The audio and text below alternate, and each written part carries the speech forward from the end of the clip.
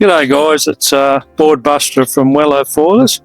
Yeah, today I got out in pretty light winds to start off with, but I actually went out and I couldn't really get going. I come in the beach and had a bit of a rest and had the wing on the beach and it started moving, so I thought, it's picking up. So I went back out and got going, and it was actually pretty light really, and pretty choppy considering how light the wind was. Like, it was only like around the 10 knots, and so I think the water builds up in the deep areas in the bay and comes in the shallows there, and so it really chops up.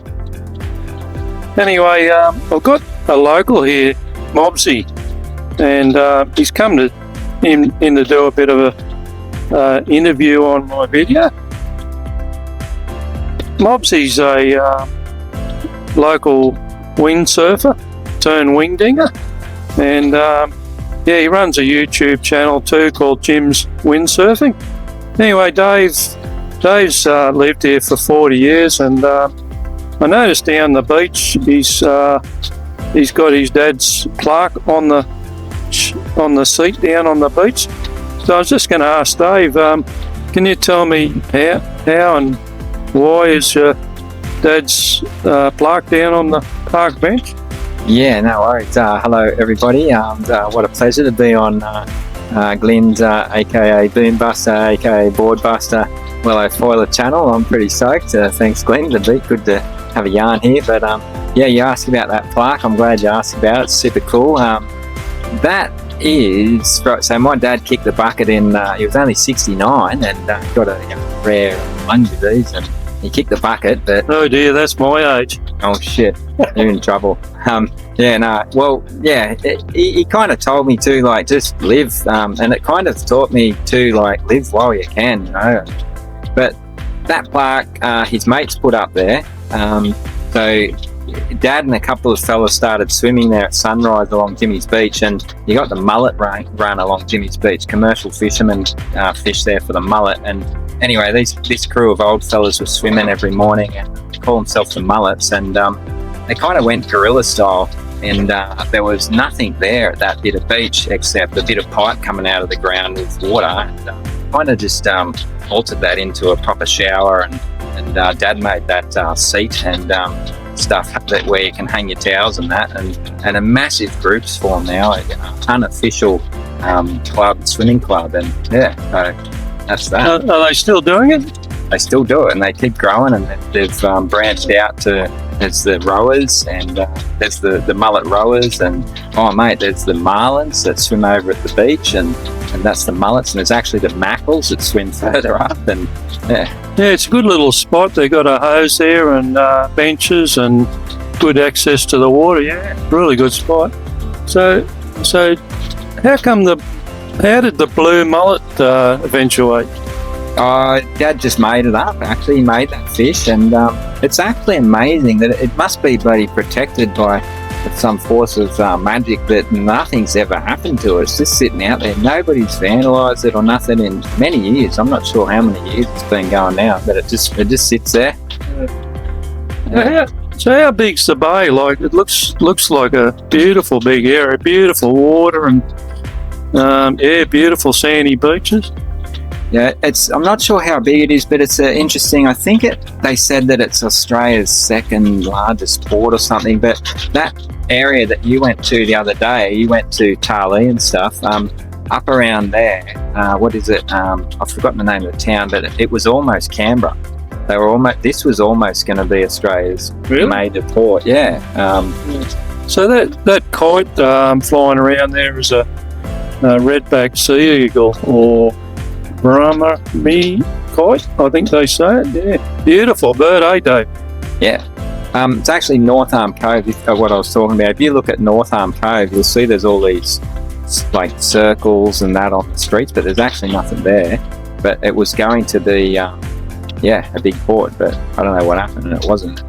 But and this day, as you said, it's very choppy in the south wind, but as you know, in the north wind, it's super flat here at Jimmy's, and it's well. Yeah, it's blowing offshore in a northerly more, isn't it? Yeah. Comes up, the sand comes over the sand spit up at the eastern end, where the direction you're heading now. If you keep going out there, the wind comes over the sand spit, and she's flat water. So the beach is called Windawappa, but not sure why they call it that. But that's the spot where we launched from. And the other day, Dave actually took me further up the beach to a different spot, which was, I think it was southeast, wasn't it, that day? Yeah, that was southeast is not too bad up the eastern end. It gets a bit flatter up there in that direction. A bit more protected in the southeast. Yeah. And that is a pretty good spot to launch from there at we call it the Mullets, Mullets HQ, Mullets headquarters, or the fish down there. That's not a bad spot to launch in nor'easters, and I kind of see that as possibly the future of windsurfing here, because where I'm currently doing it, driving out the end of the beach, it's coming to an end because, as we know, there's sort of every man and his dog four drive. There's too many cars on beaches and that these days, but it's getting really hard to access. And I see that possibly being the future access spot. It's not the best spot, but it's a spot to get in there. Yeah. So how long you lived in the area, Dave?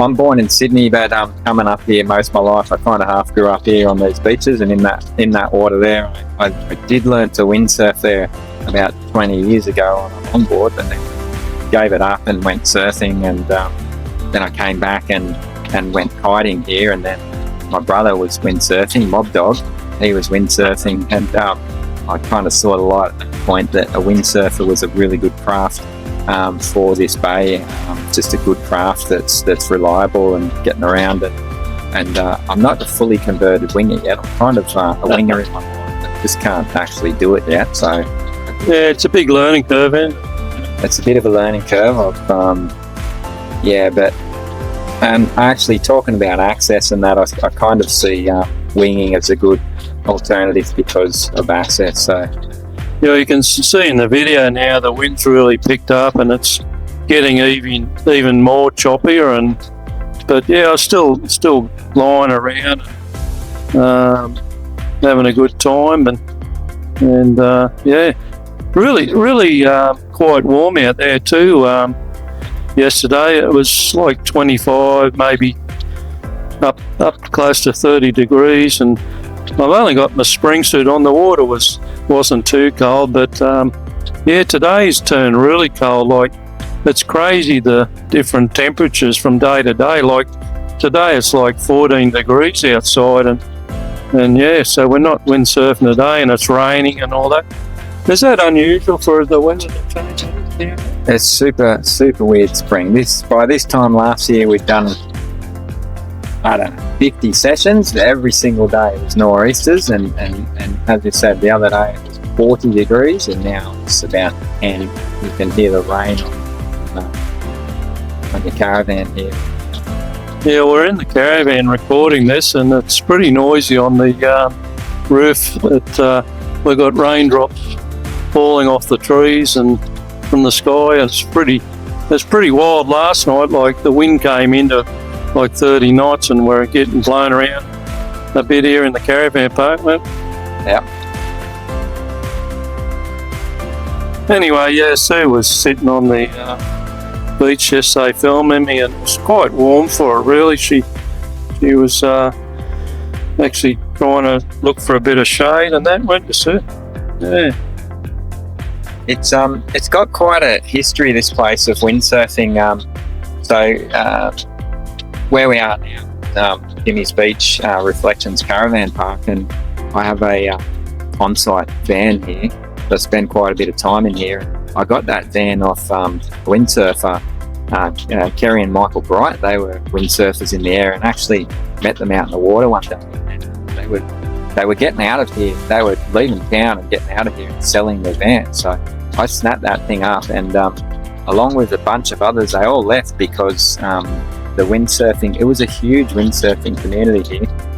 We had guys here, we had the top 3 in the world coming here for Formula racing, I've forgotten their names, Jesper, I've forgotten their names, but these were top international slalom guys on Formula for events, and it all died when council decided to make the restrict the parking a little bit, and so it all changed a bit, but it was a massive surfing spot, and currently there's really it's me and Mob Dog and a couple of others in town. And the odd visitor like me. Yep. But last week you had the New South Wales Slaloms or Windsurfing series on, didn't you? Yeah, super stoked that Marmont Point Club, the boys at Marmont Point, Muzz, James Foley, Byron, and Ian Wright's quite involved, and heaps, all those crew just pushing to come and have an event here. It's not that easy to make these events happen, and they really pushed to come and make an event happen. And anyone that was here, oh my God, it blew their socks off. It was incredible. It was really good. And I really see a big future of racing here, and I really hope that there's more international level events happen. So what was some of the top sailors that came? I know Byron, what's his second one? Byron Fast Man. I don't know how you pronounce his surname. McKillivin. Yeah, something like that. We'll just call him. He was he the hot shot? Good question. He's not saying. No, he admitted. He happily admitted that the young kid actually was faster than him on Saturday. Nothing happened on Saturday. There was hardly any wind. It was actually super light wind. In fact, I'll be releasing a video soon of me actually telling him to get out of the way, saying, "Hey, big dog, look out! Get out of the way."